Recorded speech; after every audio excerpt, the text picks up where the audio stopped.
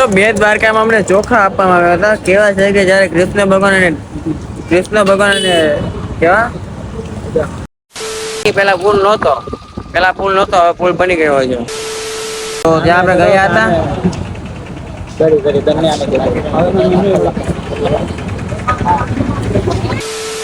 મિત્રો હું છું રોહિત બ્લોગ. જો કે સુરત થી દ્વારકા સાયકલ યાત્રા પૂર્ણ કરી આજે દ્વારકા નગરીમાં ઉભો છું. મિત્રો આજે આપણે ઠાકોરના દર્શન કરવાના છીએ. તમને બધા પણ જો મોબાઈલની પરમિશન આપશે તો ચોક્કસ કરાવીશ. ઠીક છે, બાકી બહારથી તો મિત્રો બહુ સારા દર્શન તમને કરાવીશ. ચાલો હવે જઈએ દ્વારકા નગરીમાં શું આનંદ આવે છે. ચાલો હવે જઈએ આગળ અને ઠાકોરના દર્શન કરીએ.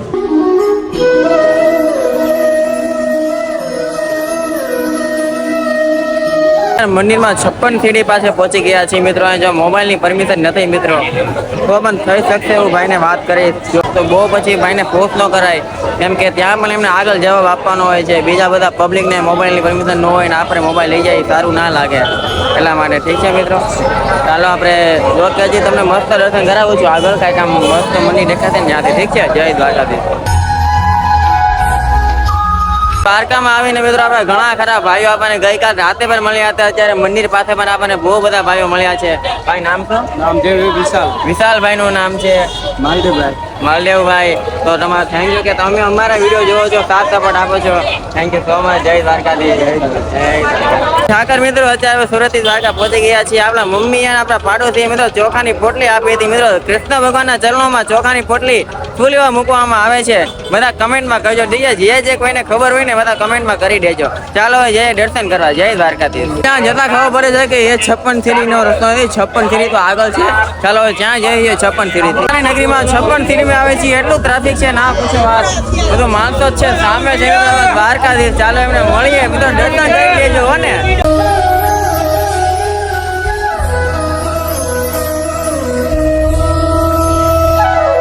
સામે છે મંદિર, અમે દર્શન કરી લીધા છે.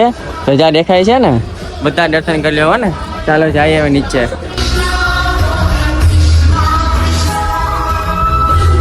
દર્શન કરીને જો જમવા આવી ગયા છીએ. 30 રૂપિયાની થાળી છે. ચાલો જોઈએ શું શું હોય. ઠીક છે, જય દ્વારકાધીશ. જમવાનો પ્રવેશ જો અહીંયાથી થાય છે. ચાલો જઈએ. 30 રૂપિયામાં થાળી છે મિત્રો. અહીંયા કેવા છે કે બહુ સારી મળે છે. ચાલો જઈએ. જોકે વીઆઈપી હોટલમાં પણ ખાઈ શકે પણ ત્યાં મજા ન આવે ને. ચાલો જઈએ.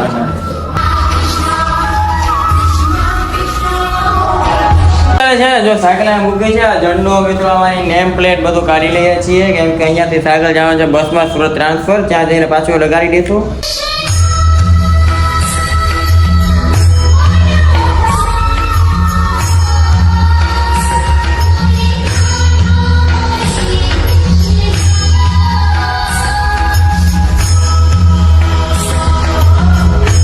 દ્વારકાના દર્શન કરીને આપણે કાનુડાના દર્શન કરીને અહીંયા છે નાગેશ્વર આવી ગયા છીએ મિત્રો. નાગેશ્વર નો ઇતિહાસ શું છે બધા કમેન્ટમાં કહેજો. ઠીક છે, જે કોઈને ખબર હોય. ચાલો દર્શન કરીને દર્શન કરવાના છે હો ને.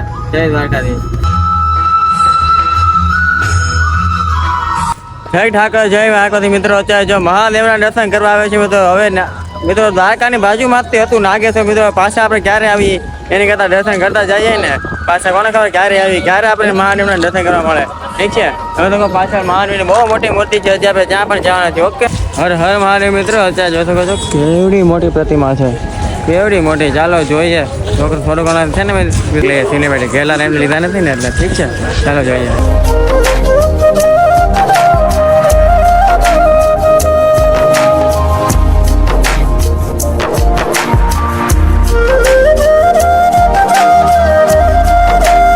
ઠાકર મિત્રો અત્યારે જાઉં છું બેટ દ્વારકા નાગેશ્વર. મિત્રો દર્શન કરી લીધા ને પછી સ્કૂબા ડાઇવિંગ કરી હતી.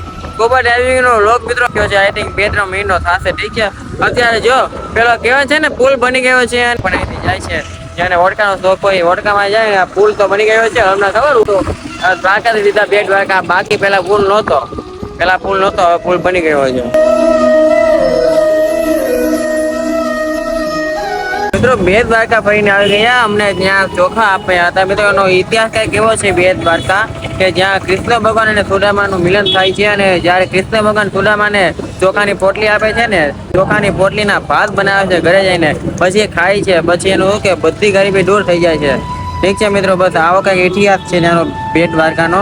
તમારા પરિવારો બધા કેમ છો? મજામાં ને? તમારે આટલું તો પ્રસાદી ભૂલાઈ ગઈ હતી ને, એટલે જો દ્વારકા પાછા લેવા આવ્યા. નીચે ચાલો આવી છે ઘરે. હવે અહીંયા દ્વારકા છે, ફરી એકવાર દર્શન કરી લેજો. જય દ્વારકાધીશ. હવે જઈએ છીએ અહીંયાથી ચોટીલા. ત્યાં જઈને શું કરશું મિત્રો, ઘરે ક્યારે ઘરે પહોંચીને શું કરશું બધું તમને ખબર પડી જશે બ્લોગમાં. એટલે આપણે બ્લોગની અંત સુધી જોતા રહેજો, દ્વારકાધીશ લખતા રહેજો. ઓકે મિત્રો, તમને આ બ્લોગ સારો લાગ્યો છે? જો બ્લોગ સારો લાગ્યો તો લાઈક કરો, શેર કરો, કમેન્ટ કરો. જય દ્વારકાધીશ કમેન્ટમાં કરી દેજો. ઠીક છે, અત્યારે છું રાજકોટ. ના રાજકોટ નહીં, બટ હાઈવે છું, બહુ ખ્યાલ નથી. હું તો ઊંઘમાં છું. ભાઈ ગાડી ચલાવે છે. ઠીક છે, તો આઈ હોપ કે સારો લાગે છે તો કમેન્ટમાં જય દ્વારકાધીશ લખવાનું છે. ઓકે, જય દ્વારકાધીશ.